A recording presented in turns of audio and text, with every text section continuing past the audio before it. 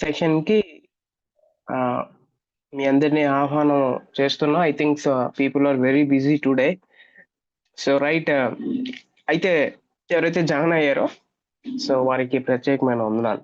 Thank you so much for joining and without wasting time we will start the class. ఈరోజు మనం హమర్టియాలజీ గురించి నేర్చుకోబోతున్నాం.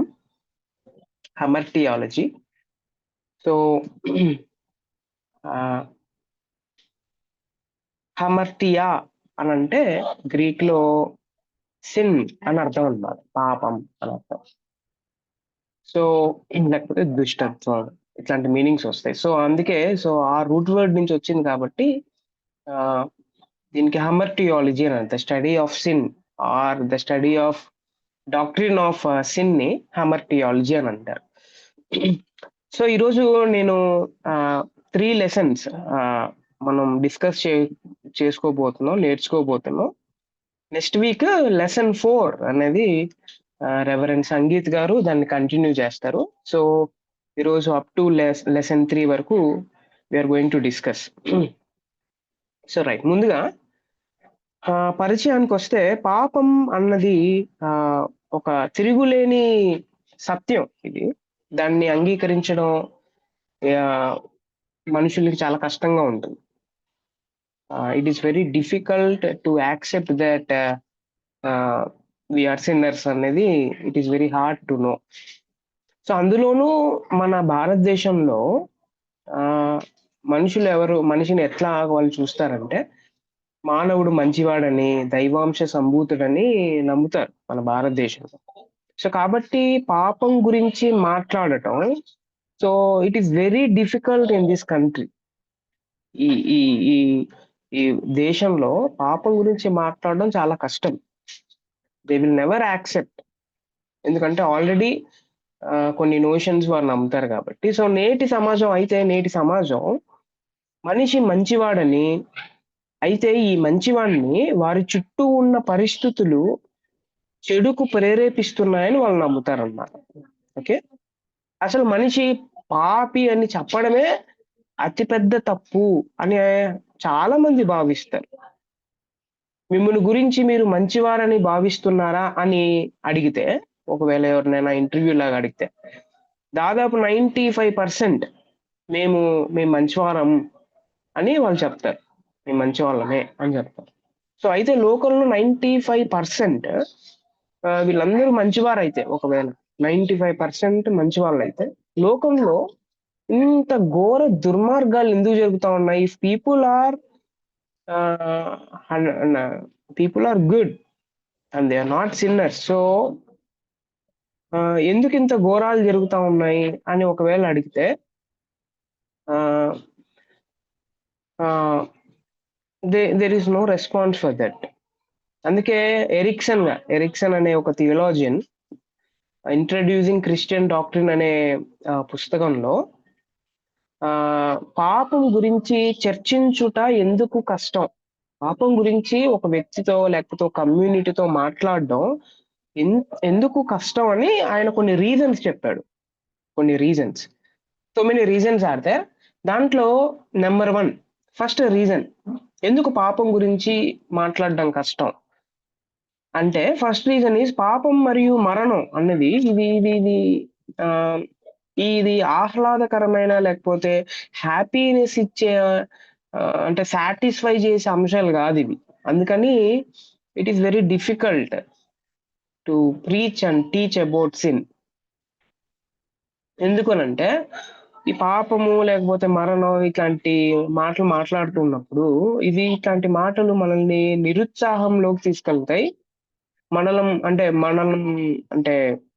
మనం చెడ్డవాళ్ళుగాను, లేపోతే దుష్టులుగాను మనం ఎప్పుడు చూడం కాబట్టి ఆహ్, మనమందరం స్వాభావిక స్వాభావికంగా పాపులమని బైబిల్ చెప్తుంది గాబట్టి, దీన్ని ఎవరు స్వీకరించరు అంత ఈజీగా స్వీకరించరు. వారికి ఇంకోటేంటంటే సెల్ఫ్ రెస్పెక్ట్ ఉంటుంది. ఆత్మ గౌరవం చాలా ఇంపార్టెంట్ అన్నమాట ఆళ్ళకి. ఓకే. సెల్ఫ్ రెస్పెక్ట్ అన్నమాట. సో, ఇక్కడ ప్రతికూల ఆలోచనలను వారేం జేస్తారు అనంటే తృణీకరిస్తారు. ఓకే, వారికి వ్యతిరేకంగా మాట్లాడే ఏదైనా ఏం చేస్తారంటే తృణీకరిస్తారు. So this is the first reason that we can't express the doctrine of sin అనేది. This is the first reason. రెండోది ఏంటి అని అంటే, చాలా మందికి పాపం అనే అంశం ఒక తెలియని విషయం అంట. ఓకే, చాలా మందికి పాపం అంటే they don't know the definition and they don't know the consequences. అసలు పాపం అంటే ఏంటి అని అంటే వాళ్ళకి ఈ విషయమే తెలియదు. ఓకే, వాళ్ళు ఇప్పుడు చెప్పాను.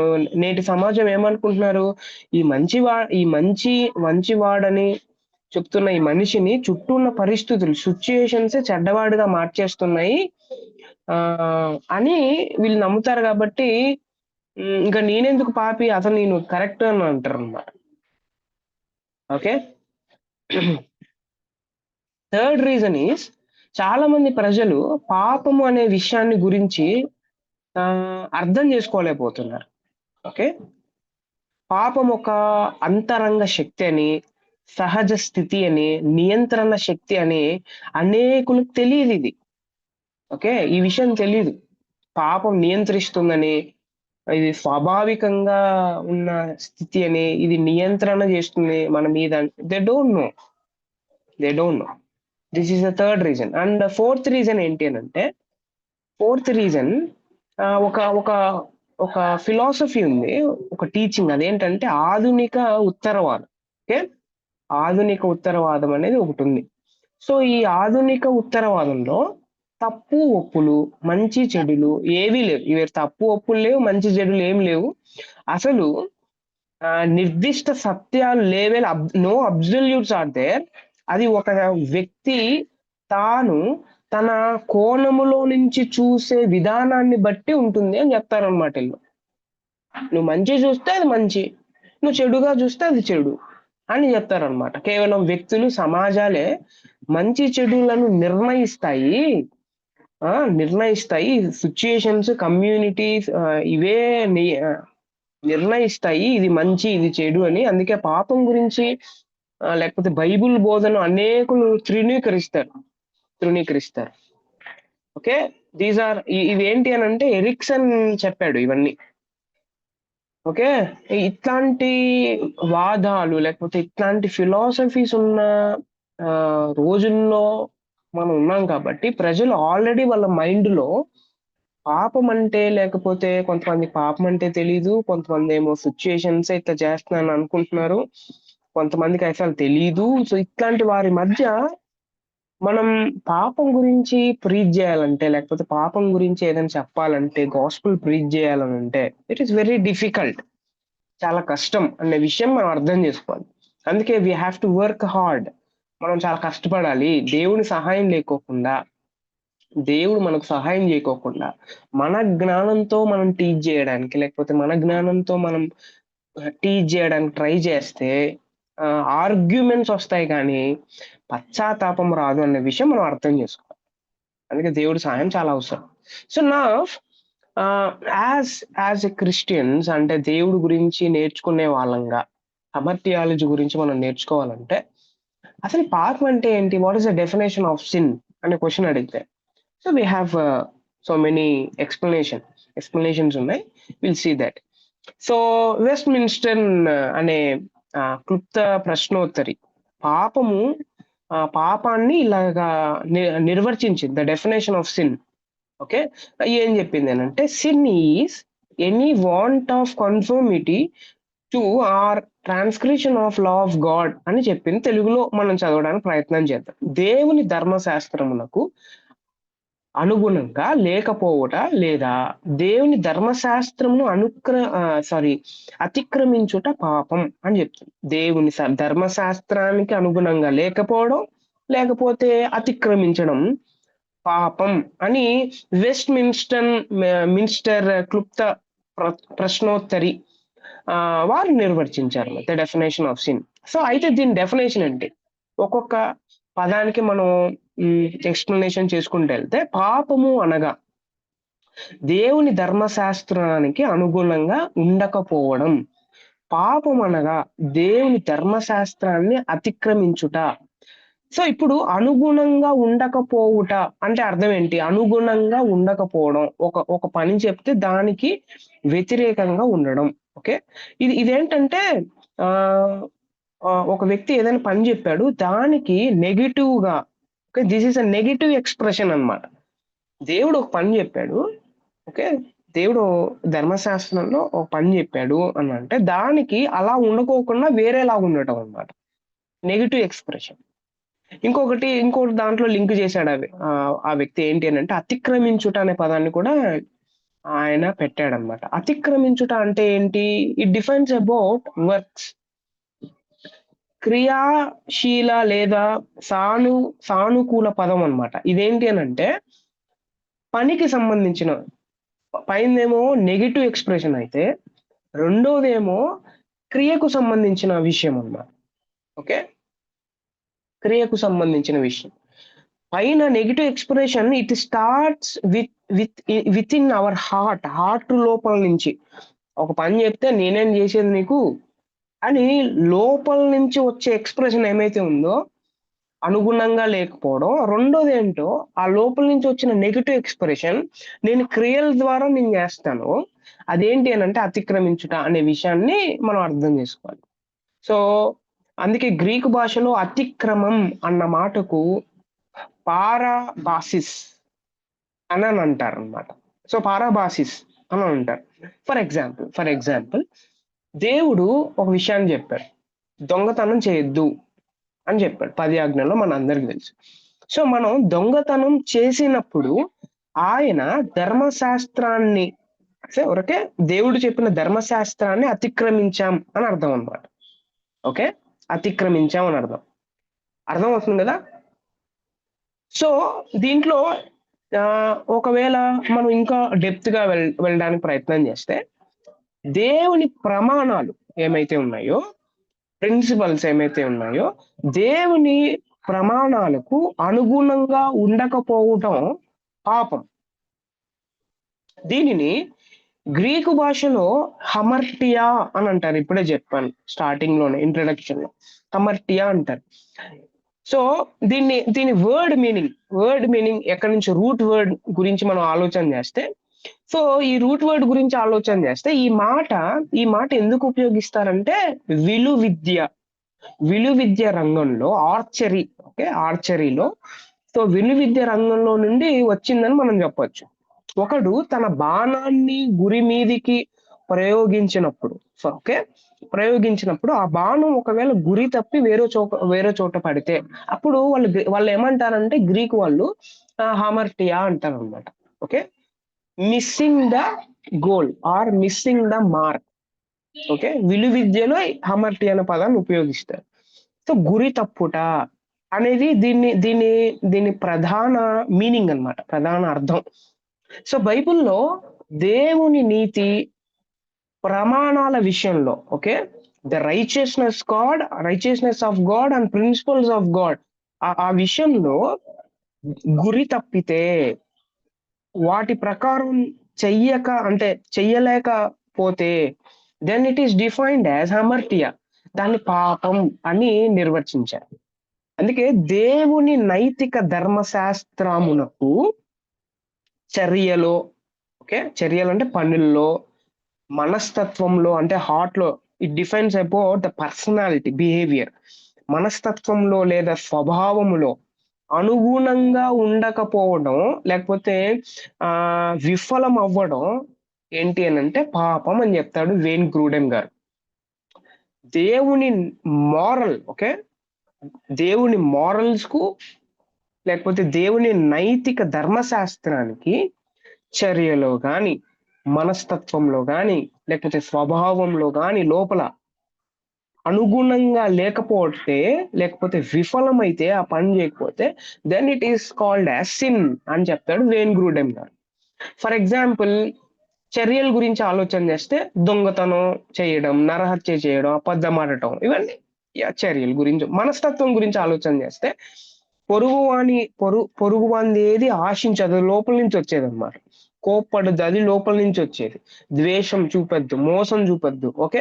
స్వభావం గురించి ఆలోచన చేస్తే రోమిలకు రాసిన పత్రిక 5:8, ఎఫెసీ 2:3. మనిషి ఏమీ తలంచకుండా, ఏ చర్య చెయ్యకుండా నిద్రిస్తున్నప్పుడు కూడా తన స్వభావములో పాపముంది అని ఆ రెఫరెన్సెస్ లో మనం చూడొచ్చు. ఓకే, ఇంకా చాలా డెఫినేషన్స్ ఉన్నాయి బైబిల్లో పాపానికి. ఓకే, అందుకే మీరు 10 ఆజ్ఞలు ఎప్పుడైనా ఆలోచన చేస్తే దేవుడు ఆ అక్కడ చర్యల గురించి మాట్లాడుతాడు, తర్వాత మనస్తత్వం గురించి కూడా మాట్లాడతాడు. అయ్యో, చర్యల గురించి అయితే దొంగతనం చేయొద్దు, అట్లా చేయొద్దు, ఇట్లా చేయొద్దు అని చెప్తాడు. సడన్ గా నెక్స్ట్ పార్ట్ లో దాంట్లో ఏం మాట్లాడతాడు అని అంటే, నీ పొరుగు వాంది ఏది కూడా ఆశించద్దు, భార్యను ఆశించద్దు, ఇట్లాంటివన్నీ చెప్తాడు. ఇది మనస్తత్వానికి సంబంధించింది. అందుకే వేణు గ్రూడెం గారు చాలా ఇంపార్టెంట్ వర్డ్ వాడారు అక్కడ. దేవుని నైతిక ధర్మశాస్త్రం అనే పదం వాడారు.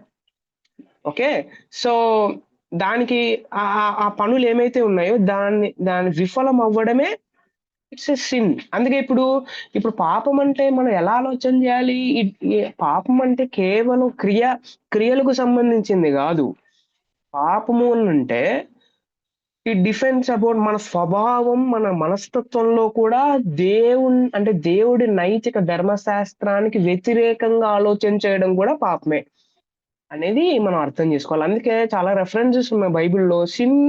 Sin as a principle in man. పాపము మానవుల్లో ఉన్న సూత్రం. అసలు the principle of human being ఏంటి అని అంటే పాపం అని చెప్తాడు అనమాట. హెబ్రీ, రోమా, గలతి ఇవన్నీ చదివితే మీకు మనందరికి అర్థం అవుతుంది. యాకోబు 4:17, యెషయా 1:2, కీర్తనలు 51:3 ఇట్లాంటి విషయాలు చదివితే పాపము కొన్నిసార్లు మనం ఏం చేస్తాము అంటే ఏదైనా చెయ్యకూడనిది చేస్తే అది పాపం అని అనుకుంటాం. ఓకే, దట్ ఈస్ కరెక్ట్, అది కరెక్ట్ 100%. అయితే చెయ్యాల్సినవి చెయ్యకపోవడం కూడా పాపం. అందుకే sin of omission, sin of commission అని అంటారు. సిన్ ఆఫ్ ఒమిషన్ అని అంటే ఏది చెయ్యకూడదో అది చేస్తే పాపం. ఓకే, సిన్ ఆఫ్ కమిషన్ అంటే ఏది చెయ్యాలో అది చేయకపోతే పాపం. మనందరికి తెలుసు ఏది చెయ్యకూడదో అది చెయ్యం, నో డౌట్ అబౌట్ దట్. అయితే ఇంకోటి ఉంది, ఏది చెయ్యాలో అది చెయ్యం, దెన్ మనం అందులో ఒకవేళ లేకపోయినా ఇందులో ఇరుక్కుంటాం అనమాట. అందుకే 2 పదాలు వాడారు అక్కడ. దేవుని నైతిక ధర్మశాస్త్రానికి అనుగుణంగా లేకపోవడం, లేకపోతే ఇంకో విషయం ఏంటి అని అంటే అతిక్రమించడం పాపం అనే డెఫినేషన్ చాలా చాలా చాలా బ్యూటిఫుల్ గా ఇచ్చారు. సో అయితే ఇన్ బైబిల్లో పాపానికి చాలా పదాలు వాడబడ్డాయి, చాలా పదాలు వాడారు పాపానికి. తెలుగులో పాపం ఈ పదం ఒకటే ఉంది, రైట్? సో అయితే బైబిల్లో there are so many words are there. Okay, so పాత నిబంధన పదాలు, తర్వాత కొత్త నిబంధన పదాలు మనం చదివేసి we will finish this lesson. నా వాయిస్ క్లారిటీగా ఉందా మీకు? Is this okay for you? Yes అన్న, క్లారిటీగా ఉంది. Yeah, thank you thank you so much. So పాత నిబంధన గురించి ఆలోచన చేస్తే, పాత నిబంధనలో పాపానికి పదాలు వాడారు. మనందరికి తెలుసు పాత నిబంధన హెబ్రీ భాషలో రాశారు. సో అందులో ఉన్న పదాలు కూడా హెబ్రీ భాషలోనే ఉంటాయి, రైట్? సో ఫస్ట్ వన్ ఏంటి అని అంటే రా అనే పదాన్ని వాడారు. రా.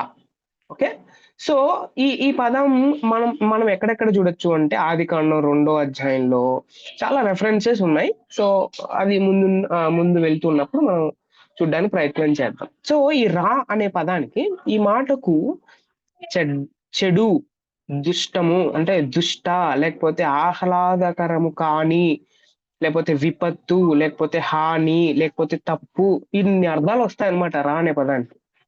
అందుకే హెబ్రీ భాషలో 623 వచనాల్లో, ఓకే, 623 వచనాల్లో ఈ మాట ఎన్నిసార్లు వాడబడిందంటే 663 టైమ్స్ వాడబడింది. అంటే ఎంత ఇంటెన్సిటీ పెంచాడో మనం అర్థం చేసుకోవచ్చు, ఎంత ఇంటెన్సిటీ పెంచాడో. సో ఈ మాట కేవలం నైతికంగా చెడు విషయాలకే పరిమితం కాదు. ఇది కేవలం మారల్ వాల్యూస్ కి మాత్రమే సంబంధించింది కాదు. ఇది హానికరమైన ప్రతిదాన్ని సూచిస్తోంది. హానికరమైన ప్రతిదానికి ఈ పదాన్ని వాడాడు. సో అయితే గ్రీక్ భాషలో వచ్చేసరికి ఈ ఈ పదాన్ని ఎలా తర్జుమా చేశారు అని అంటే వాళ్ళు కకోస్ అనే పదాన్ని వారు వాడారనమాట. లేకపోతే పొనరోస్ అనే పదాన్ని కూడా వాళ్ళు వాడారు. ఓకే. సో రా అనే ఈ మాట మూలార్థం ఏంటి అని అంటే అంటే ఒకవేళ దాన్ని కనుక్కోవాలంటే it is very difficult actually. దాన్ని మూలార్థం కనుక్కోవాలంటే ఇందులో చాలా మీనింగ్స్ ఉన్నాయన్నమాట. సో అయితే రా అంటే భౌతిక విపత్తు లేకపోతే దేవుని ఆజ్ఞను తీవ్రంగా తీవ్రంగా చేయకపోవడం, ఓకే, లేకపోతే ఉల్లంఘించడం అని మనం చెప్పొచ్చు. దేవుని ఆజ్ఞను తీవ్రంగా, మామూలుగా తీవ్రంగా దాని వ్యతిరేకంగా ఉండడం, దాన్ని రా అనే పదాన్ని వాళ్ళు వాడారు. అందుకే రా అనే హెబ్రీ మాటలో దుష్ట క్రియలు, శ్రమ, దుర్దశ, లేకపోతే బాధ, కీడు, దుఃఖము, ఆపత్తు, బాధ, సో ఇట్లాంటి పదాలు చాలా రెఫరెన్సెస్ ఇచ్చాను మీరు. Calamity, distress, adversity, grief, affliction, sorrow, misery, trouble, తర్వాత రిచిడ్నెస్, ఇట్లాంటి పదాలు వాడారు. సో వీటన్నిటికి అర్థం ఏంటి అని అంటే ఎక్కడి నుంచి రూట్ వర్డ్ వచ్చింది? రా అనే రూట్ వర్డ్ వచ్చింది అనమాట. సో చాలా రెఫరెన్సెస్ ఉన్నాయి. మీరు నోట్స్ కూడా నేను పంపించాను. మీరు ఒకసారి చూసినట్టయితే మీ అందరికీ. అందుకే నైతికంగా సరికాంది ఏదైతే ఉందో, హానికరంగా ఉందో దాన్ని రా అని అంటారు అన్నమాట. అందుకే దుష్టుడు తనకు తాను హాని చేసుకోవడంతో పాటు తనతోటి వారికి కూడా హాని చేస్తాడు. రా మంచిని మరియు దేవునికి ప్రీతికరమైన దాన్ని నాశనం చేస్తుంది. ఈ ఏదైతే ఉందో రాని డిఫైన్ చేసాం మనం, అది నాశనం చేసేది అది అనేది మనం గుర్తుపెట్టుకోవాలి. This the first word used. రెండోది ఏంటంటే రష అనే పదాన్ని ఉపయోగించారు. సో ఈ మాట బబులోను, మనందరికీ తెలుసు కదా, బబులోను చెరకు ముందు, అంటే వారు నెబుకద్నెజరు దగ్గరికి వెళ్ళక ముందు, చెరకు ముందు చాలా అరుదుగా యూజ్ చేసేవాళ్ళు ఈ వర్డ్ ని. వాళ్ళు తరచుగా ఈ పదం మనందరి కీర్తనల గ్రంథం, తర్వాత ఎహెజ్కేలు మరియు జ్ఞాన సాహిత్యాలు ఉన్నాయి కదా. జ్ఞాన సాహిత్యాలు ఏంటి, ఎవరైనా చెప్పగలరా? జ్ఞాన సాహిత్యాలు మన ఇంటర్ప్రిటేషన్స్ లో విన్నాం. జ్ఞాన సాహిత్యాలు అంటే విజ్డమ్ లిటరేచర్స్. జ్ఞాన సాహిత్యాలు ఎనీబడి? సామెతలు, ప్రసంగి, పరమగీతం. ఎస్, ఇవన్నీ wisdom literatures. Yes, correct brother, thank you. So ఈ గ్రంథాల్లో ఏ పదం ఉపయోగించారు? రా అనే పదాన్ని ఉపయోగించలే. ఏ పదాన్ని ఉపయోగించారంటే రష అనే పదాన్ని ఉపయోగించారు. సో ఈ రష అనే పదానికి అరామిక్ భాషలో కూడా అర్థం ఉందన్నమాట. ఓకే, అరామిక్ భాషలో దీన్ని ఏమంటారు అని అంటే సడలుట, లేకపోతే విడదీయుట అనే పదాన్ని వాడారు. ఓకే, సడలుట లేకపోతే విడదీయుట.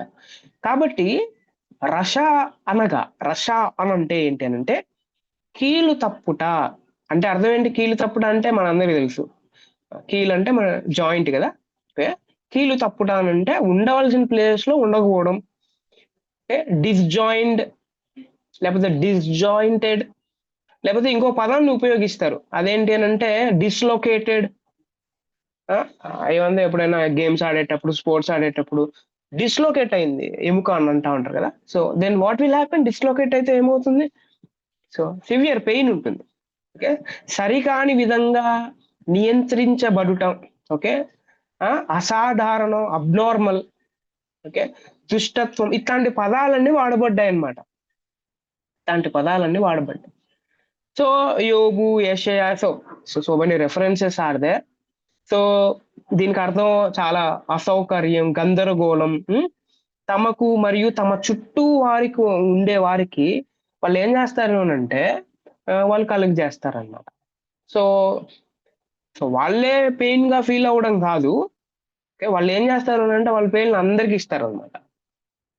రష అనే పదం. సో మీరు ఎప్పుడైనా విజ్డమ్ లిటర్స్ చదివేటప్పుడు ఓహో ఈ పదానికి అంటే అక్కడ పాపం గురించి ఏమైనా వస్తుంది అనుకోండి, దుష్టత్వము లేకపోతే ఇట్లాంటి పదాలన్నీ వస్తాయి. So then what is the meaning means అక్కడ ఓహో సరికాని అంటే డిస్జాయింట్ గురించి మాట్లాడుతున్నాడు, సర్టెన్ పెయిన్ గురించి మాట్లాడుతున్నాడు అనేది మనం అర్థం చేసుకోవాలి. సో మూడో పదం ఓల్డ్ టెస్ట్మెంట్ లో వాడబడిన పదం ఏంటంటే అషామ్ అనే పదాన్ని వాడారు. అషామ్. సో మీరు లేవియాకాండం, సంఖ్యాకాండం, ఏహెచ్కేలు ఇట్లాంటి గ్రంథాలు చదివినప్పుడు అపరాధం అపరాధం అంటే అపరాధ భావన అనే అర్థముతో అతి సాధారణంగా వాడబడింది ఇది. అందుకే మీరు ఎప్పుడైనా లేవియాకాండం, సంఖ్యాకాండంలో బలుల గురించి మాట్లాడేటప్పుడు లేకపోతే బిహేవియర్ గురించి మాట్లాడేటప్పుడు అపరాధ భావన, ఓకే, సో ఇట్లాంటి పదాలు వస్తూ ఉంటాయి. దీనికి అర్థం ఏంటి అని అంటే తెలుగులో అపరాధం ఉపయోగించారు. యాక్చువల్ రూట్ మీనింగ్ ఏంటి అని అంటే రూట్ వర్డ్ అషామ్ అనే పదాన్ని ఉపయోగించారు. ప్రధానంగా మెయిన్ ఫోకస్ చేస్తే ప్రత్యక్ష గుడారం, దేవాలయానికి సంబంధించిన సందర్భాలలో, ఓకే, ప్రత్యక్ష గుడారం దేవాలయానికి సంబంధించిన సందర్భాలలో ఈ మాట వాడబడింది. ఏ పదం అది? అషామ్ అనే పదం వాడబడింది. దానికి సంబంధించిన రెఫరెన్సెస్ కూడా నేను పోస్ట్ చేశాను, మీరు చూడండి. సో దీనికి అర్థం ఏంటి అని అంటే తప్పిపోవడం, నేరం చేయడం, గాయపరచడం, ఇట్లాంటి పదాలు వస్తాయన్నమాట. ఓకే, అంటే ఇప్పుడు పాపం అంటే ఏదో ఏదేదో చేయడం కాదు. ఓహో ఇవి కూడా పాపమేనా అని అనిపిస్తా ఉంటుంది మనకు. ఎస్, ఇవి కూడా పాపమే. అందుకే నేను చెప్పాను, మన దృష్టిలో రైట్ అయినవి, మన దృష్టిలో కమ్యూనిటీ దృష్టిలో, సొసైటీ దృష్టిలో రైట్ అయినవి దేవుని దృష్టిలో కూడా రైట్ అయితే అని ఎప్పుడు అనుకోకూడదు. హీఈస్ హోలీ. మనం కొన్నిసార్లు మనం ఏం చేస్తా అంటాము అని అంటే సొసైటీ ఏమనుకుంటుందో, లేకపోతే వాళ్ళు ఏమనుకుంటారో, వీళ్ళు ఏమనుకుంటారో అని ఆలోచన చేసి మనం కొన్ని విషయాలు చేయడానికి ప్రయత్నం చేస్తా ఉంటాం. అది అది అది దేవుడి దృష్టిలో ఏమవుతుందని మనం ఆలోచన చెయ్యం. ఇది మనం చాలా జాగ్రత్తగా ఆలోచన చేయాలి. సో అందుకే దేవుడికి అనుగుణంగా జీవించడం చాలా కష్టమైన విషయం అనేది మనం అర్థం చేసుకోవాలి.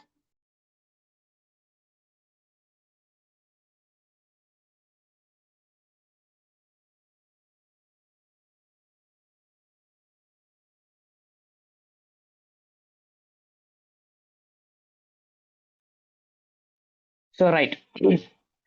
సో అందుకే అషామ్ వేరే వ్యక్తికి వ్యతిరేకంగా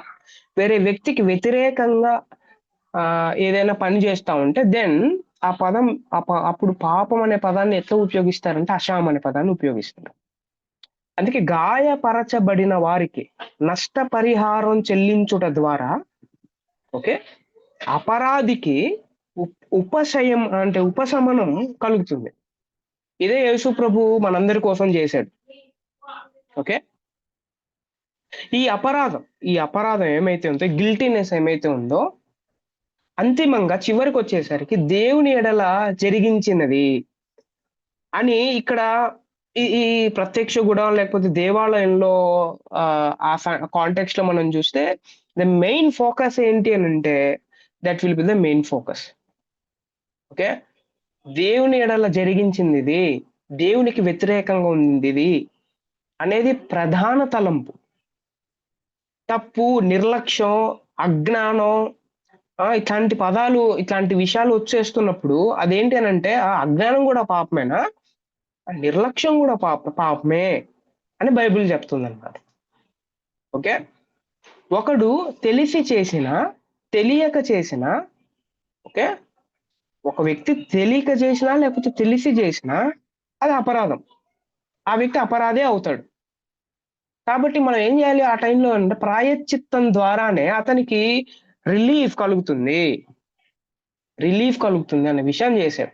అందుకే యేసుక్రీస్తు ప్రభువారు తెలిసి చేసిన పాపాలకి, తెలియక చేసిన పాపాలకి దేవుడు ఏం చేశాడంటే ప్రాయశ్చిత్తం చేశాడు.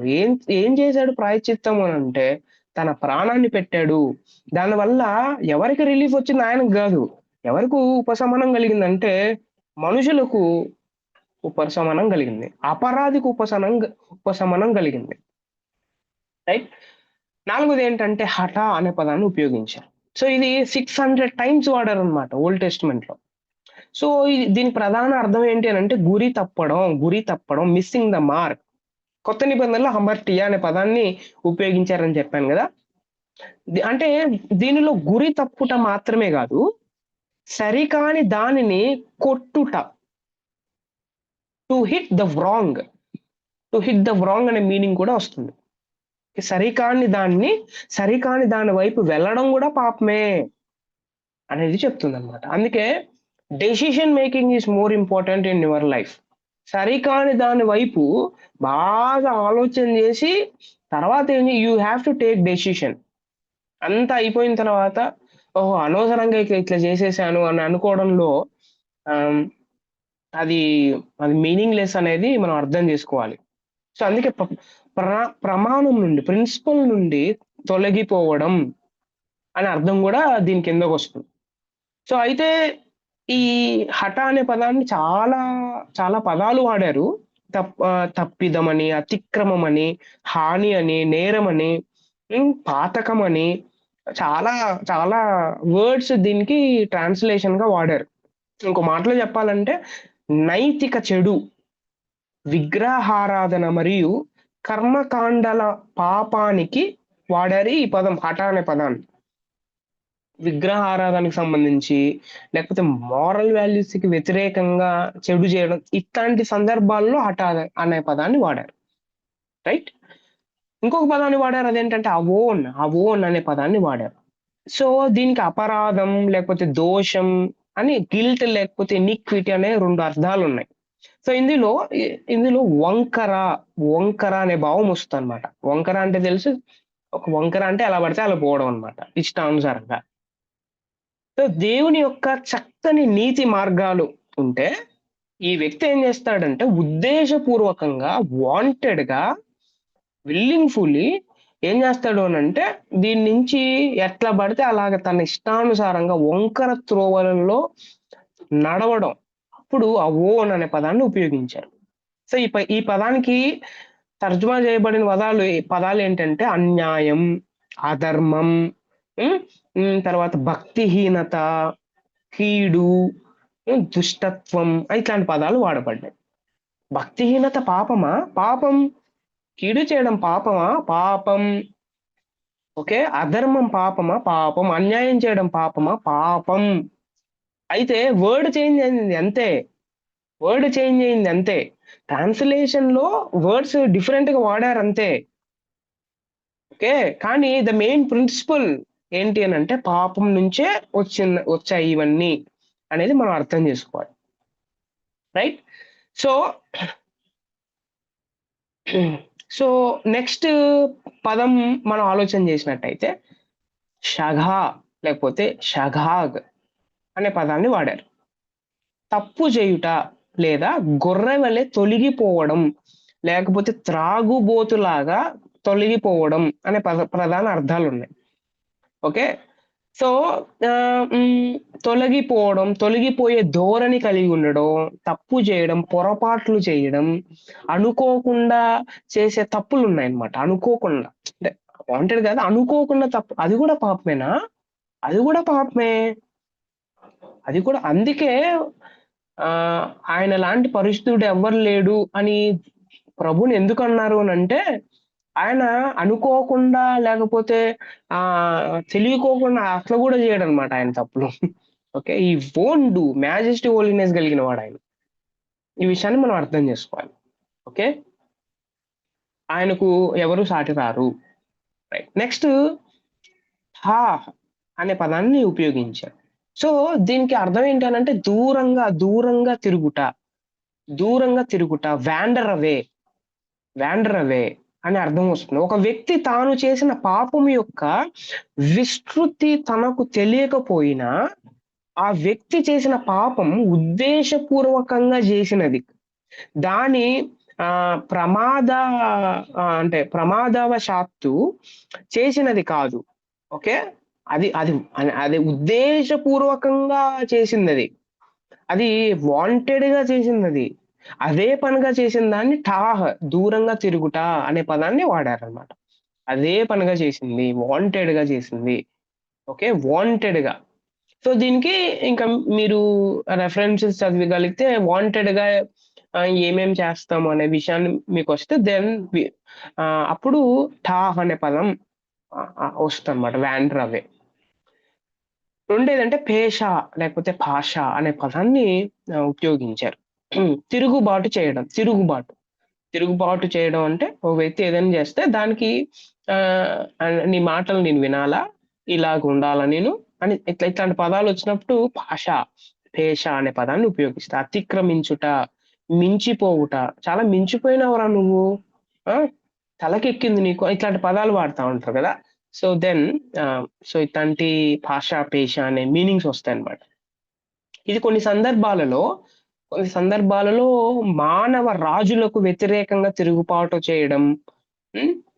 సో అంటే రాజుకి వ్యతిరేకంగా, రాజు ఓ విషయం చెప్తే ఇంకొక విషయం చేయడం.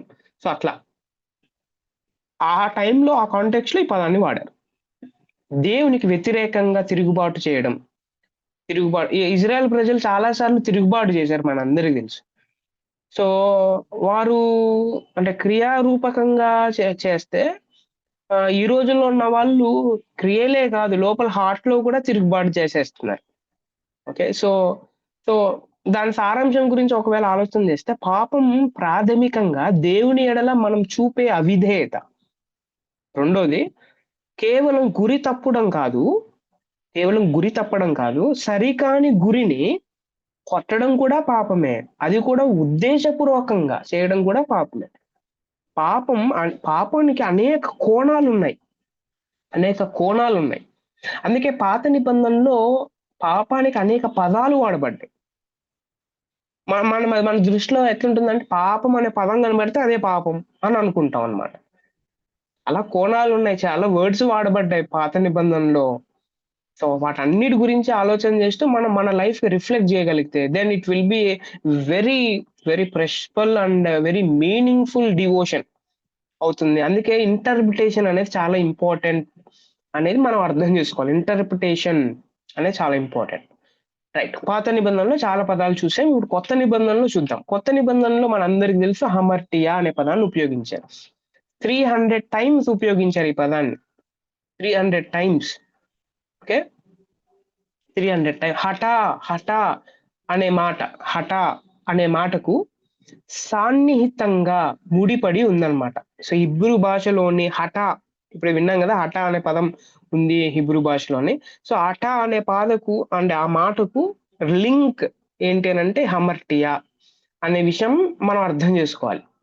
సో హమర్టియా, హఠ తర్వాత హమర్టియా, ఈ రెండు పదాలు ఏమైతే ఉన్నాయో ప్రధాన అర్థం ఏంటి అని అంటే, రెండు పదాలకి గురి తప్పడం, తప్పు చేయడం, పొరపాటు చేయడం అని మనకు అర్థం వస్తుంది అన్నమాట. సో ఇందులో కేవలం ప్రతికూల తలంపు కాదు, ఓకే, ఓన్లీ నెగిటివ్ ఎక్స్ప్రెషన్ కాదు, ఓకే, సానుకూల సరికాని దాన్ని కూడా దాని దగ్గరికి వెళ్ళడం లేకపోతే అలాగ ఆలోచన చేయడం కూడా పాపమే అంటుంది బైబిల్. అందుకే సువార్తల్లో మత్తయి, యోహాను చాలా సందర్భాలలో ఈ హమర్టియా అనే పదాన్ని ఉపయోగించారు. ఓకే, హమర్టియా అనే పదాన్ని ఉపయోగించారు. రైట్. రెండోదంటే ఇంకోటి పదాన్ని వాడారు, అదేంటి అని అంటే పొనేరియా అనే పదాన్ని ఉపయోగించారు. పొనేరియా, దీనికి దుర్మార్గత, అవినీతి, చెడు, కుళ్ళు ఇట్లాంటి అర్థాలు వస్తాయి అన్నమాట. పొనెరోస్. ఓకే, హాని చెయ్యడం, చురుకైన కోరిక అనేది దీని భావన. ఓకే, హాని చేయుటకు చురుకైన కోరిక ఉంటుంది కదా, ఎదుటివాడిని ఇట్లా చేయాలని అంటే వాళ్ళు చెయ్యమన్నమాట. మనం లోపల కోరిక పుడుతుంది అనమాట. వాడి కాళ్ళు ఇరగాల, కళ్ళు పోవాలా, వానికి రాకూడదు, ఇది ఆ ఫస్ట్ ప్రైజ్ నాకే రావాలి. హాని చేయడానికి చురుకైన కోరిక నాలో ఉండటం కూడా పాపమేనా? పాపం, no doubt about that. So అలాంటి వాళ్ళని ఇతరులకు సమస్య అట్లాంటి కోరికలు ఎవరికైతే ఉంటాయో సమస్యలు తెచ్చిపడతాయి అన్నమాట. ఈ పదం రకరకాలుగా అంటే రకరకాల వ్యక్తులకు వాడబడింది బైబిల్లో. సాతానికి వాడబడింది, దయ్యాలకు వాడబడింది, మనుషులకు వాడబడింది. సాతాను ఇతరులకి అంటే హాని చేయడానికి వాడి కోరిక ఉంటుందన్నమాట. దయ్యాలకు కూడా అట్లే కోరిక ఉంటుంది, మనుషులకు కూడా ఉన్నాయి, మనుషులకు కూడా ఉన్నాయి. సో మనం మనం అర్థం చేసుకోవాలి. సో నెక్స్ట్ ఇంకొక పదం, మూడో పదం కొత్త నిబంధనలో ఏం వాడబడింది? కకోస్ అనే పదం వాడబడింది. కొన్నిసార్లు ఈ పదానికి భౌతిక చెడుకు వాడబడింది అనమాట. సో ఏంటి? రోగము అట్లాంటి పదాల్లో కూడా కకోస్ అని వాడబడింది. మోరల్ బ్యాడ్నెస్, అప్పుడు కూడా ఈ పదాన్ని ఉపయోగించారు. మోరల్ బ్యాడ్నెస్ కు కకోస్ అనే పదం. ఓకే, మోరల్ వాల్యూస్ కి వ్యతిరేకంగా ఉన్నాడు. ఇంకొకటి పోనెరోస్ అనే పదం ఉంది. ఆ పోనెరోస్ మాటకి సంబంధం ఏంటి అని అంటే పోనోస్ అంటే ప్రయాస, కష్టము అని అర్థం అనమాట. కాబట్టి పొనరోస్ అంటే అర్థం ఏంటనంటే కష్టము, బాధ, దుఃఖము కలుగజేసే చెడు ఏమైతే ఉందో దెన్ అప్పుడు పోనెరోస్ అనే పదం వస్తుంది. ఇంకొకసారి, కష్టము, బాధ, దుఃఖము కలిగించడానికి యూజ్ చేసే చెడు పుడుతుంది కదా లోపల, అప్పుడు పొనెరోస్ అనే పదం ఉపయోగించి. భౌతికంగా దీనికి చెడు, పనికిరాని అనే అర్థాలు ఉన్నాయి. కానీ నైతికంగా చూస్తే దీనికి చెడు, దుర్మార్గత ఇట్లాంటి పదాలు వస్తాయి అన్నమాట. ఓకే, సో దుఃఖము కలుగు చేయడం, బాధ కలుగు చేయడం, కష్టం కలుగు చేయడం, ఇట్ ఈస్ ఆల్సో సిన్. కేవలం అబద్ధం ఆడటం లేకపోతే ఇట్లా చేస్తున్నారు అది ఒకటే కాదు. ఇతరుల్ని బాధ పెట్టడం, ఇతరులకి దుఃఖం చేయడం, ఇతరులు కష్టపెట్టడం కూడా పాపమే. కష్టపెట్టడం కూడా పాపమే. మన ఫ్యామిలీస్ లో కొన్నిసార్లు మన బిహేవియర్ వల్ల లేకపోతే మన ఆలోచనల వల్ల మనం ఏం చేస్తా ఉంటే ఇతరులను చాలా కష్టపెడతా ఉంటాం కదా. సో చాలా కష్టపెడతాం, ఇట్ ఈస్ ఎ సిన్. అది పాపం. పాపం కాదు అని అన్నా కూడా అది పాపమే. అది కాదు అని అన్నా కూడా according to Bible it is sin. So అయితే మన ఇండియాలో ఉన్నాం కాబట్టి మనం ఏం చేస్తాము అని అంటే ఇండియాలో మామూలుగా తల్లిదండ్రులు కష్టపెడతా ఉంటారు. ఒకవేళ ఫ్యామిలీ ఉంటే భార్యలు భర్తల్ని కష్టపెడతా ఉంటారు, భర్తలు భార్యల్ని కష్టపెడతా ఉంటారు, ఎలా పడితే అలా చేస్తా ఉంటారు. అది పాపమా? నేను చాలా కరెక్ట్ ఉన్నాను అని అనుకోవడం కాదు అది. ఇట్స్ ఎ సిన్ అని బైబిల్ చెప్తుంది అనమాట. So we have to think about that. So ఐదో పదం అసెబెస్ అనే పదం వాడబడింది. సో భక్తిహీనత అని అర్థం వస్తుంది, లేకపోతే భయం లేకపోవడం అనేది అర్థం వస్తుంది అన్నమాట. ఓకే, సో 2 పేతురు లేకపోతే యూదా పత్రికలలో ఈ అసెబెస్ అనే పదం వాడబడింది. 2 పేతురు తర్వాత యూదా పత్రికల్లో ఈ పదాలు వాడబడ్డాయి. అసెబెస్, రైట్? భయం లేకపోవడం, భక్తిహీనత. సో ఇంకొక పదం ఉంది, అదేంటనంటే ఎనోకోస్ అనే పదం వాడబడింది. ఎనోకోస్, దీనికి అర్థం ఏంటంటే ద్వేషించడం. అందుకే యేసుక్రీస్తు ప్రభువారు మనందరికీ తెలుసు కొండ మీద ప్రసంగంలో ఈ మత్తయి సువార్త 5వ అధ్యాయంలో అక్కడ నరహత్య చేయకూడదని మీరు విన్నారు కదా, ఇది నేను మీతో చెప్పున్నది ఏమనగా హృదయంలో మాటలతో హాని చేయడం లేకపోతే ద్వేషం పెట్టుకోవడం, దాన్ని కూడా ఇది పాపమే అని అంటాడు ఆయన. అసలు అప్పుడు వాడబడిన పదం ఏంటంటే ఎనోకోస్ అనే పదం వాడబడింది. ఎనోకోస్, మరణ పాత్రమైన నేరము చేసిన వాణ్ణి అపరాధమే. ఓకే, వాని అపరాధమే. అట్లాంటి పదాలు, అట్లాంటి 1 Corinthians 11th chapter, యాకోబు 2వ అధ్యాయం, ఇట్లాంటి సందర్భాలలో ఎనోకోస్ అనే పదాన్ని వాడబడింది. ద్వేషించడం. ఓకే, ద్వేషించడం.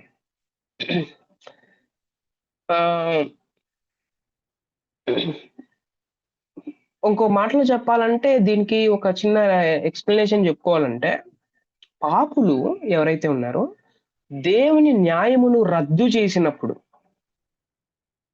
ఓకే, దేవుడి న్యాయం జరక్కోకుండా రద్దు చేసినప్పుడు వాళ్ళు ఎవరంటే వాళ్ళు అపరాధులు.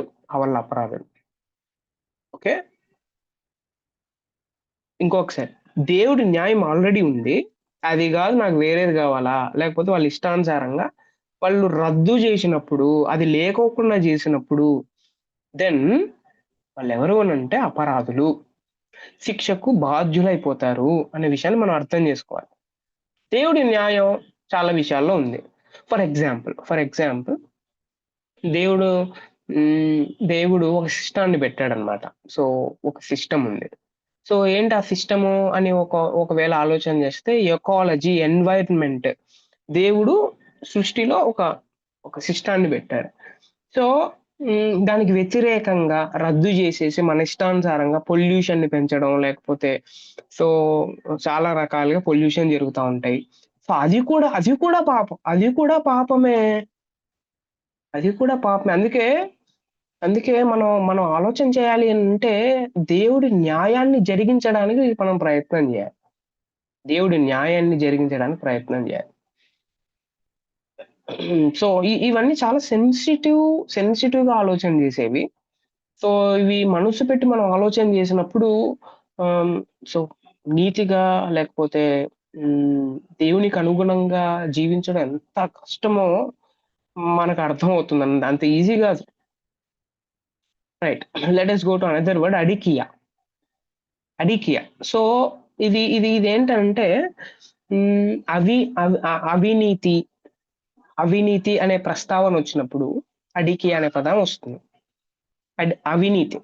సో, పౌలు, లేకపోతే లూకా గారు రాసిన గ్రంథాలలో అడికియా అనే పదాన్ని ఎక్కువ ఉపయోగించారు వాళ్ళు. పౌలు గారు, తర్వాత లూకా గారు. ఎందుకు వాళ్ళు ఉపయోగించారు? పౌలు గారు ఒక పొలిటికల్ ఫిగర్ ఆయన.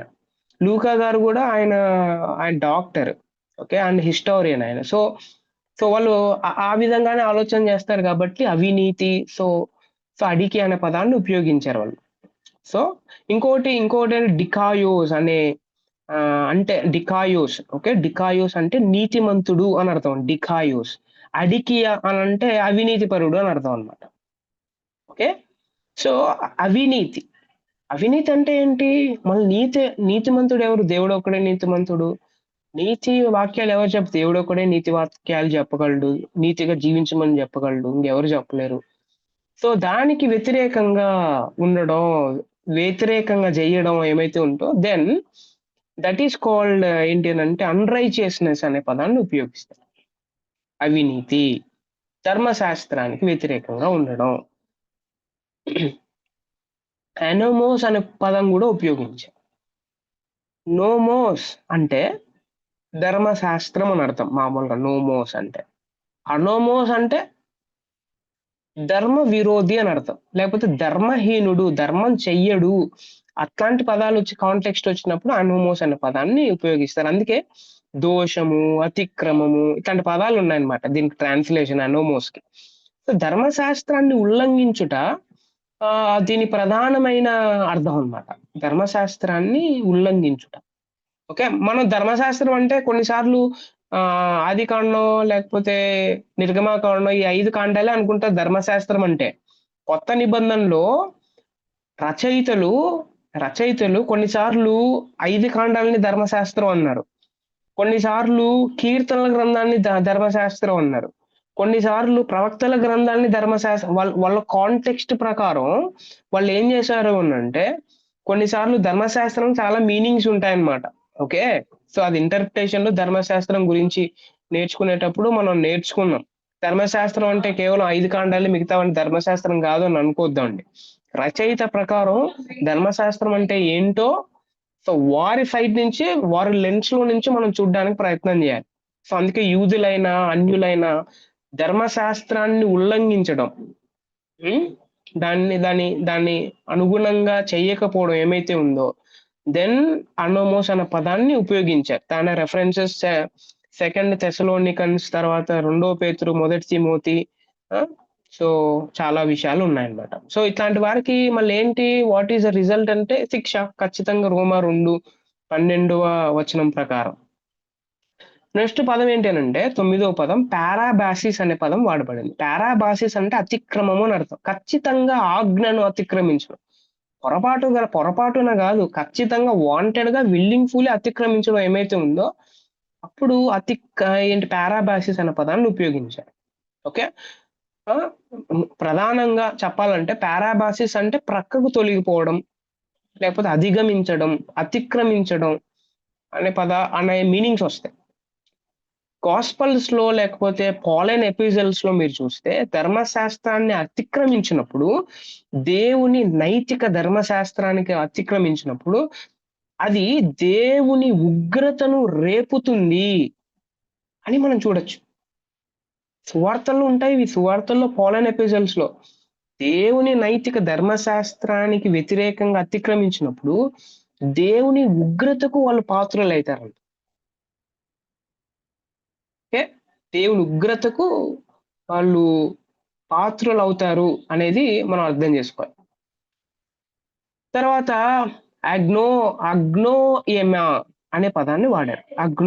అగ్నోయమ అంటే జ్ఞానహీనత, విజ్డమ్ లేకపోవడం, జ్ఞానం లేకపోవడం, అజ్ఞానంగా ఉండటం, అట్లాంటి సందర్భాల్లో ఈ పదం ఉపయోగించారు. ఇంకోటి ఏంటంటే పారాకోయ అనే పదాన్ని కూడా ఉపయోగించారు. పారాకోయ అని అంటే ఏదైనా సర్వానికి లేకపోతే అవిధేయత చూపడం, ఏదైనా విషయానికి అవిధేయత చూపడం ఏమైతే ఉందో పారాకోయ అనే పదాన్ని ఉపయోగించారు. అటెన్షన్ గా లేకపోవడం. ఓకే, తర్వాత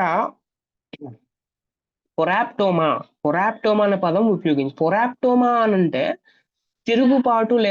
తిరుగుబాటు చేయడం, లేకపోతే అపరాధం చేయడం, అట్లాంటి సందర్భాల్లో ఇట్లా పారాప్టోమా అనే పదాన్ని ఎన్ని పదాలు ఉన్నాయి చూడండి, ఎన్ని పదాలు ఉన్నాయి. కేవలం ఒక్క పదాన్ని మనం పట్టుకొని వేలాడుతూ ఉంటాం అనమాట. పాపం, ఇట్లాంటి పదాలు. How many words are there? So many words are there. పాపం గురించి బైబిల్ ఎంత మంచి ఎక్స్ప్లెనేషన్ ఇస్తుంది. దాన్ని మనం మిస్ అయ్యామనే విషయాన్ని మనం అర్థం చేసుకోవాలి. రైట్. తర్వాత ఇంకోటి ఏంటంటే పయానావో అనే పదాన్ని ఉపయోగించారు. తప్పిపోవడం. ఓకే, తర్వాత ఇంకోటి అంటే మోసపుంచడం, మోసం చేయడం. ఓకే, సో ఇట్లాంటి కాంటెక్స్ట్ సందర్భం వచ్చినప్పుడు పయానావో అనే పదాన్ని ఉపయోగించారు. ఓకే, అందుకే పాపం అన్నది అంత ఈజీగా అలాగే టేక్ ఇట్ ఈజీగా తీసుకోవడం, ఇది చాలా బలమైన శక్తి. ఇది ఓకే, నాశనం చేస్తుంది. పాపం ఎప్పుడు మనిషికి మేలు చేయదు, చెడు చేస్తుంది. పాపానికి ఉన్న అనేక లక్షణాలలో జీవం మరియు మరణం. ఓకే, లేకపోతే మంచి లేకపోతే చెడు, లేకపోతే హోలీనెస్ పవిత్రత లేకపోతే అపవిత్రత, పాడు. సో ఈ రెండు ఏ దాని వైపు మనల్ని తీసుకెళ్తుందంటే నాశనం వైపు. అది జీవం వైపు లేకపోతే మంచి వైపు, పవిత్రత వైపు ఎప్పుడు పాపం తీసుకొని వెళ్ళగమండి. మరణం వైపు, చెడు వైపు, పాడు వైపు తీసుకొని పోతుంది, దాన్ని సృష్టిస్తుంది. ఓకే, జీవం ఉంటే మరణాన్ని సృష్టిస్తుంది, మంచి ఉంటే చెడుని సృష్టిస్తుంది, పవిత్రత ఉంటే పాడుని సృష్టిస్తుంది. పాపం అంత ఈజీగా టేక్ ఇట్ ఈజీగా తీసుకోవాల్సిన విషయం కాదు ఇది. రైట్.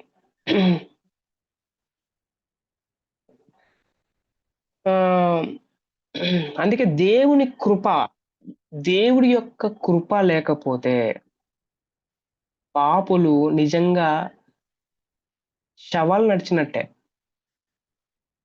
పాపం ఎల్లప్పుడూ స్పష్టమైన ప్రమాణానికి వ్యతిరేకంగా ఉంటుంది. చెడు అనేక రూపాలు దాల్చుతుంది. పాపం చేయడంలో మానవుడు తెలియక చేయడం కాదు, ఇది దానికి బాధ్యుడే ఈ మనిషి అనేది మనం అర్థం చేసుకోవాలి. సో అయితే చివరిగా ద ఆరిజిన్ ఆఫ్ సిన్, పాపం ఎక్కడి నుంచి ప్రారంభమైంది అనే విషయం మనం ఒకవేళ ఆలోచన చేస్తే బైబిల్లో ఎక్కడా దేవుడు పాపానికి కర్త అని గాని, పాపం చేయడంలో ఈ దేవుడే జోక్యం చేశాడనే విషయం లేదు, బైబిల్లో లేదు, బైబిల్ చెప్పదు. పాప ప్రారంభం గురించి వివరించడం ఏ ప్రపంచం ఏ ప్రపంచంలో ఉన్న ఏ పుస్తకం కూడా అంత అంత ఈజీగా చెప్పదు. There is no confirmation. అయితే బైబిల్లో పాపాన్ని ఎలా ప్రారంభమైందో బైబిల్ చెప్తుంది. అయితే మనం జీవించే ఈ ప్రపంచంలో there are so many philosophies are there. కొంతమంది ఏమో దేవుడు లేడని చెప్పే వాళ్ళు ఉన్నారు, నాస్తికవాదం, ఏథియిజం. ఓకే, వాళ్ళు ఏం చెప్తారంటే చెడు ఉంది కానీ దేవుడు లేడు అని చెప్తారు వాళ్ళు. ప్యాంథియిజం అనేది ఇంకోటి ఉంది, అదేంటనంటే సర్వేశ్వరవాదం, అంటే అన్ని దేవుడే అని చెప్తారు వాళ్ళు. చెడు అసలు లేదు, అంతా దేవుడే అని చెప్తారు అన్నమాట వాళ్ళు. ఇది కేవలం ఇదేంటి అని అంటే మనం చూసేది ఎంత మాయ ఇది అని వాళ్ళు చెప్తారు, ప్యాంథియిజం వాళ్ళు. థియిజం వాళ్ళు ఏం చెప్తారు అని అంటే ఆస్తికవాదం, దేవుడు ఉన్నాడు, చెడు కూడా ఉంది, రెండిటిని నమ్ముతారు వాళ్ళు, థియిజం. సో ఇవన్నీ ఎంత ఇన్ని ఫిలాసఫీస్ ఉన్న తర్వాత who will give the correct definition about the origin of sin అని ఒకవేళ ఆలోచన చేస్తే definitely Bible will give. So మనం అందరం దేవుడు ఉన్నాడు అని నమ్మే వాళ్ళం కాబట్టి ఆస్తికవాదం యొక్క ప్రాథమిక వాస్తవాలు ఏంటి అని అంటే, ఇంపార్టెంట్ ఫ్యాక్ట్స్ ఏంటంటే, గాడ్ కెనాట్ ప్రొడ్యూస్ సిన్ అనేది మన అందరికి అర్థం. దేవుడు పాపాన్ని ఉత్పత్తి చెయ్యలేడు అనేది మనకు అర్థమవుతుంది. మన దేవుడు పరిపూర్ణుడు, ఆయన పరిపూర్ణ లోపము లేనివాడు కాబట్టి లోపభూయిష్టమైన పని చేయడు. ఆయన చేసిన సృష్టి అంతా మంచిది, చాలా మంచిది. రెండోది ఏంటి అని అంటే, important facts, God cannot promote sin. First God cannot produce sin, రెండోది ప్రమోట్ సిన్. సో దేవుడు పాపాన్ని అభివృద్ధి చేయలేడు. ఆయన ఫస్ట్ది ఉత్పత్తి చేయలేడు, రెండోది అభివృద్ధి చేయలేడు. ఈ కాంట్ డెవలప్. దేవుడు పరిశుద్ధుడు, పాపము చేయుటకు ఎవరిని ప్రేరేపించడు ఆయన. ఓకే, ఆయన ప్రేరేపించాడు, ఆయన అవసరమైతే తప్పిస్తాడు. మూడోది ఏంటంటే, దేవుడు పాపాన్ని అనుమతించడు. గాడ్ కెన్ దేవుడు పాపాన్ని అనుమతించగలడు. God can permit sin. దేవుడు పాపాన్ని అనుమతించగలగటమే గాక దాన్ని ఏమంటారంటే అనుమతిస్తాడు కూడాను. దానికి అర్థం ఏంటంటే, పాపం జరిగించుటకు అనుమతించుటలో చాలా వ్యత్యాసం ఉంది. ఓకే, అందుకే దేవుడు మానవుని యొక్క విల్కు, మానవుని యొక్క స్వభావానికి వ్యతిరేకంగా ఆయన ఏ పని చెయ్యడనమాట. So it is our willingness పాపం చేయడం అనేది. అందుకే మానవుడు ఉద్దేశపూర్వకంగా పాపం చేశాడు. నాలుగోది, దేవుడు పాపాన్ని అనుమతించుట ద్వారా ఓకే మరింత ఎక్కువ మంచిని ఉత్పత్తి చేయగలడు ఆయన. మనం ఏం చేస్తామంటే, ఇదేంటిది, మనం కొన్నిసార్లు పిచ్చి డౌట్లు ఒకవేళ ఆదాము పాపం చేయకోకుండా ఆపేయచ్చు కదా దేవుడు అని కొన్ని ప్రశ్నలు అడుగుతూ ఉంటాం అనమాట. దేవుడు ఆదాము యొక్క స్వభావం ఏమైతే ఉందో, ఆదాము స్వభావానికి, ఇండిపెండెన్స్ కి ఆయన వ్యతిరేకంగా ఇట్ ఈస్ హిస్ డిజైర్ అన్నమాట. ఆదాము యొక్క డిజైర్ అది. దేవుడు ఏం చేశాడు అని అంటే తన ఫ్రీడమ్ కి అడ్డుపడలేదు. కానీ దేవుడు ఏం చేశాడు, అంత పాపం ఉన్నా సరే దేవుడు ఇంకా ఎక్కువ మంచిని ఉత్పత్తి చేయగలడు. ఓకే, అందుకే బైబిల్ గ్రంథంలో ఓర్పు, శీలము లేకపోతే ఇట్లాంటి పదాలు వాడబడ్డాయి అన్నమాట. ఓకే, దీనికి వ్యతిరేకమైన పదాలు. రైట్. సో అయితే పాత నిబంధనలో లేకపోతే కొత్త నిబంధనలో, లేకపోతే పాపం ఎలా స్టార్ట్ అయింది అని ఒకవేళ ఆలోచన చేస్తే 2 విధాలుగా. ఒకటి సాతానులో, తర్వాత మానవునిలో. సాతానులో పాపం ఎలా ప్రారంభమైంది అనంటే, దేవుడు దూతలకు అంటే దూతలను సృష్టించాడాయన. సృష్టించి వారికి స్వేచ్ఛనిచ్చాడు. అంటే ఫ్రీ విల్‌నిచ్చాడు. పాప ప్రారంభం స్వేచ్ఛ సంకల్పంలో ఉందన్నమాట. స్వేచ్ఛ. ఒక ఫ్రీ విల్ ఇచ్చాడు. సో, ఎంపిక చేసుకునే సామర్థ్యం ఏమైతే ఉందో దేవుడు వాళ్ళకిచ్చాడు. ఎంపిక చేసుకునే. ఏది రైట్, ఏది రాంగ్ అని ఎంపిక చేసుకుని. అది మంచిదే, రైట్. That is right 100%. అయితే విచారం ఏమంటే, దేవదూతల్లో కొందరు ఈ స్వేచ్ఛను దుర్వినియోగం చేసుకొని వాళ్ళేం చేశారు అనంటే, దేవునికి వ్యతిరేకంగా ఉన్నారు. అందులో ప్రధానుడు ఎవరంటే సాతాను. దేవుడు అతన్ని సృష్టించినప్పుడు అతడు లోపం లేనివాడు, మంచివాడు మరియు పరిశుద్ధత గలవాడు.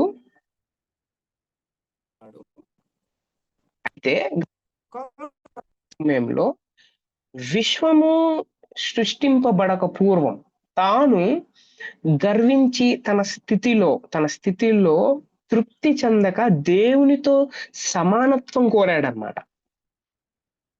మనందరికీ తెలుసు ఆ రెఫరెన్సెస్. దేవుడు తన సృష్టిని తనతో సమానం చేసుకోలేడు కాబట్టి, మరియు చేసుకోనకూడదు కాబట్టి, వాడు ఏమైపోయాడు అనంటే, వాడు శాపగ్రస్తుడు అయి పతనమైపోయాడు. వానితో పాటు దేవదూతలతో వాడికి సపోర్ట్ చేసిన వాళ్ళందరూ ఎవరైతే ఉన్నారో మూడో వంతు అంతా పతనమైపోయేసి వాళ్ళు పాతాళానికి త్రొక్కబడ్డారు. మనందరికి మొదటి తిమోతి, యెషయా, యెహెజ్కేలు అక్కడ ఏంజిలియాలజీలో మనం వచ్చినప్పుడు నెక్స్ట్ క్లాసెస్ ఏంజిలియాలజీ మీద ఉంటుంది. అప్పుడు మనందరికి అర్థమవుతుంది. సో, అలా ప్రారంభమైంది సాతానులో పాపం. రెండోది ఏంటి అనంటే, మనందరికి తెలిసి ఏంటి పాపం అంటే ఏంటి అనంటే, వీడు చెడిపోవడమే కాకోకుండా తన చుట్టూ ఉన్న వాళ్ళని కూడా చెడగొడతాడు. పాపం అది చేస్తుంది. ఒకనిలో పాపం ఉందంటే తాను పాడైపోవడం కాదు, తన చుట్టూ ఉన్న వాళ్ళని కూడా పాడు చేసేస్తుంది. దట్ ఈస్ ఏంటంటే that is the nature of sin. మానవుల్లో పాప ప్రారంభం ఎలా స్టార్ట్ అయింది? పరలోకం నుండి పడద్రోయబడిన సాతాను నూతనంగా సృష్టింపబడిన ఆదాము, హవ్వ ఏదైనా తోటలో ఉంటే, సో అక్కడికొచ్చి హవ్వను మోసపుచ్చాడు. ఆమె దేవునికి వ్యతిరేకంగా తిరుగుబాటు చేసింది. దేవుడు నిషేధించిన మంచి చెడుల వివేకమునిచ్చు చెట్టు ఫలాన్ని తినేటట్టు ప్రేరేపించి పాపములో పడిపోయేటట్టు చేశాడన్నమాట. అందుకే ఆదామునే ఇంకోటి ఏంటి అనంటే, ఆ హవ్వ తాను తినడం కాకుండా ఆదాముకు కూడా ప్రేరేపణ చేసింది కాబట్టి ఆదామునే ప్రధాన బాధ్యుడిగా దేవుడు చూశాడు. What you are doing when your wife is eating this. ఈ విధంగా పాపము మానవ లోకములో ప్రారంభించబడింది. అలా ఎంటర్ అయింది. అయితే దేవుడు ప్రణాళిక రూపకర్త కాబట్టి, సో అయినప్పటికీ ఇట్లాంటి తప్పు చేసినప్పటికీ సాతాను గాని మానవుల్ని గాని ప్రారంభములో తాము ఎవరైతే పాపం చేశారో వారు చేసిన పాపానికి దేవుడు బాధ్యుడు కాడు. ఎవరు చేశాడు? సాతాను, తర్వాత ఆడాం. ఫ్రీడమ్ దాన్ని ఉపయోగించుకోలేకపోయారు. దేవుడు పాపాన్ని ద్వేషించుచున్నా కూడా మనకు బయలుపరచబడని కారణాలతో పాపం ఆయన అనుమతి ద్వారా ఉనికిలోకి వచ్చింది. సో ఆయన దానికి సో అప్పుడే ఆపేయలేదు, ఫ్రీడమ్‌ని ఆపేయలేదు. It depends upon their freedom. పాపం దేవుని అనాది కాల సంకల్పంలో ఏదో ఒక విధంగా అంతర్భాగం. అలా కాకపోతే దేవుడు సార్వభౌముడు ఎలా అవుతాడు అనే క్వశ్చన్ వస్తుందన్నమాట. ఫ్రీడమ్‌కి ఒకవేళ అప్పుడే దేవుడు పాపాన్ని ఆపేసింటే చేయకోకుండా, అప్పుడు మనిషి స్వేచ్ఛాపరుడు కాదు. మనిషి ఒక రోబోట్. మనిషికి ఆలోచనలు చేసేది లేదు. So he can't think. దాన్ని దుర్వినియోగం చేసుకున్నాడన్నమాట. అందుకే దేవుడు మనందరికి ఇచ్చిన గిఫ్ట్ ఏంటి అని అంటే freedom. It is our choice to to అంటే టు సపోర్ట్, లేకపోతే దానికి సపోర్ట్ చేయాలా సపోర్ట్ చేయకూడదా అనేది ఇట్ ఈస్ అవర్ డిజైర్. అయినా కూడా ఆయన పాపానికి కర్తగాడు, ఆయన పాపం చెయ్యడు. ఒకవేళ దేవుడు పాపాన్ని ప్రోత్సహిస్తే దేవుడు పరిశుద్ధుడు ఎలా అవుతాడు? పరిశుద్ధుడు కాడు కదా. అందుకే ఆయన యేసు ప్రభుగా ఈ లోకానికి వచ్చాడు అనే విషయం మనం అర్థం చేసుకోవాలి. ఓకే, సో ఇంతటితో ఈ క్లాస్ అయిపోయింది. నెక్స్ట్ వీక్ మనం ద కాన్సిక్వెన్సెస్ ఆఫ్ సిన్ అనేది మనం అర్థం చేసుకుందాం. పాపం చేయడం వల్ల కాన్సిక్వెన్సెస్ ఏంటి అనే విషయం నెక్స్ట్ వీక్ సంగీత్ గారు దాన్ని వివరిస్తారు.